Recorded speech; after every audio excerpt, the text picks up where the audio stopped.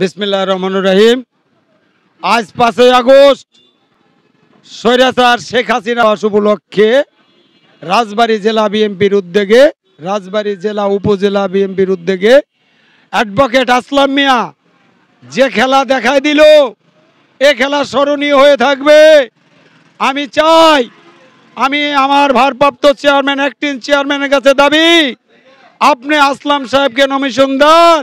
আসলাম সাহেব একজন ভালো মানুষ, সৎ মানুষ। আমরা এই বৃষ্টিকে অপেক্ষা করে আজ 4-5 দিন দিন রাত পরিশ্রম করে আজ এই কর্মসূচিকে সাকসেসফুল করছি। আমি চাই আমার মমতাময়ী মা, সে অসুস্থ, আমার মমতাময়ী মায়ের কাছে দাবি, 17-18 বছর বিএনপিতে খালি নিঃস্বার্থভাবে কাজই করলাম, কিছু ছিলাম না। আজ আপনার এই ইউটিউবের মাধ্যমে আমি তারেক জি এবং মমতাময়ী মায়ের কাছে দাবি রাখি, আসলাম ভাইকে নমিশন দেবেন আগামীতে। আর ওই সংস্কার আমাদের অ্যাক্টিং চেয়ারম্যানের মাজা ভাঙছে, জিয়া পরিবারের সাথে বেইমানি করছে, ওই গাদ্দার যেন নমিশন না পায়, এই আশাবাদ ব্যক্ত করেই আমি আমার বক্তব্য শেষ করলাম।